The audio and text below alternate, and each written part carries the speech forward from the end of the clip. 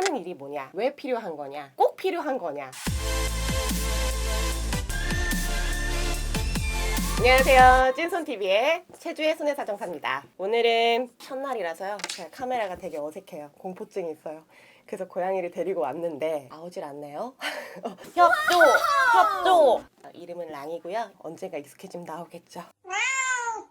일단은 손해사정사라는 직업에 대해서 잘 모르시는 분들이 많으세요. 하는 일이 뭐냐, 왜 필요한 거냐, 꼭 필요한 거냐. 보험 사고가 발생을 했을 때 손해액을 평가를 하거나 보험금을 지급을 해야 되는 상황이 발생을 했을 때 관계되는 법령에 적정성이 있는지, 보험금 지급에 대해서 객관적이거나 공정성을 가지고 손해평가를 하거나 약관의 규정을 적용할 수 있는지 여부를 평가하는 일을 합니다. 예를 들어서 골절로 수술을 시행을 했을 때 내가 얼마만큼의 손해가 발생을 했는지, 법적으로 얼마의 손해액을 평가받아서 보장을 받아야 되는지를 모른다는 거죠. 그런 부분에 있어서 전문성과 공정성을 가진 손해사정사를 선임을 하여서 보험회사에 의견을 제출할 수 있는 권리를 가진 이를 손해사정사라고 합니다.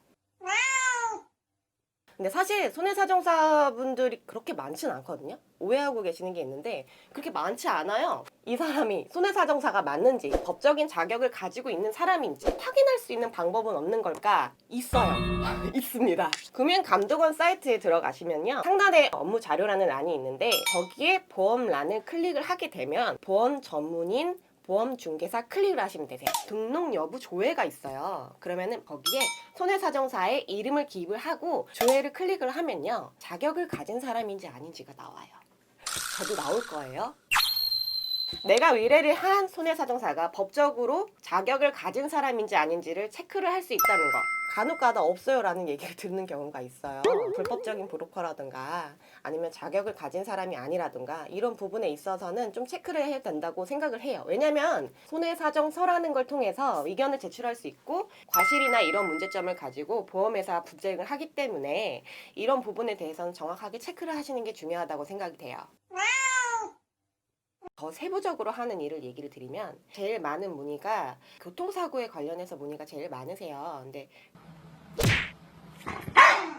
환자분들 같은 경우에 6인실을 제일 많이 사용하세요. 6인실 또는 4인실. 아무래도 이제 부담이 적다 보니까 그렇게 사용을 하시는데 제일 문제가 될 때 언제냐면 같은 병실을 사용하는 옆에 베드에 있는 분이 나하고 똑같은 골절 부위를 다쳤고 그리고 똑같이 수술을 했는데 근데 옆에 분은 1,000만 원을 보상을 해주겠다고 얘기를 한다. 저도 1,000만 원 받을 수 있죠 라고 얘기를 해요. 정답은 그럴 수도 있고요, 아닐 수도 있어요. 저희가 손해액을 평가를 할 때는 피해자의 연령, 그리고 후유장애 발생 여부, 그리고 후유장애가 발생한다면 발생하는 기간, 이런 것들을 전부 취합을 해서 손해액 평가를 하게 되는데요. 골절이 똑같다고 해서 연령이 똑같거나 과실이 똑같거나 이런 사고는 없겠죠. 똑같은 손해액은 없고요, 똑같은 피해자는 없고 똑같은 나이도 없기 때문에 이런 부분들을 보다 보면은 손해액이 전혀 달라질 수밖에 없어요. 또 다른 사례를 들어서 얘기를 드릴게요. 보험 계약을 체결하고 3개월이 지나서 암 진단을 받으신 분이 계세요. 그런데 암 진단금 같은 경우에는 면책기간이라는 게 있고요, 감액기간이라는 게 있어요. 쉽게 얘기 드리면 보험 계약을 가입하고 계약일로부터 90일까지는 보험금을 지급을 하질 않아요. 면책기간이라고 얘기를 하는데요. 그 부분에 해당이 되는지 안 되는지 조사관이 나올 거고요. 그리고 감액기간은 보험 상품마다, 그리고 보험회사마다 약간씩 다른 경우도 있어요. 만약에 90일이 지나고 1년 안에 암 진단을 받게 되면 통상적으로 50%의 암 진단금만 지급을 하게 돼요. 근데 문제는 이런 부분은 설명을 받았느냐 안 받았느냐 이런 것도 너무 중요하고요. 보험 계약을 가입을 하고 1년에서 2년 내에 발생하는 경우를 저희가 근접사고라고 얘기를 하게 되는데요. 이런 경우에는 조사관이 나와서 조사를 좀 더 철저히 하게 돼요. 고지의무 위반이 있었는지, 보험회사에서 계약을 해지할 수 있는 해지권을 실행할 수 있는지 조사하게 되는데요. 이런 과정에서 피보험자분은 당황할 수밖에 없어요.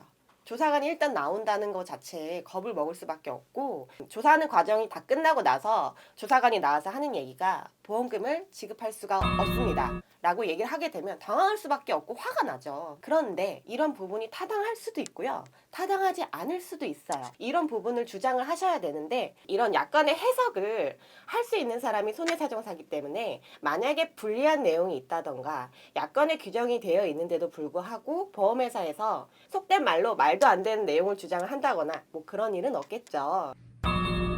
근데 만약에 그런 일이 있다고 하면 정확하게 손해사정사라는 전문가를 통해서 이 부분에 대해서 상담을 받아보시는 걸 추천드립니다.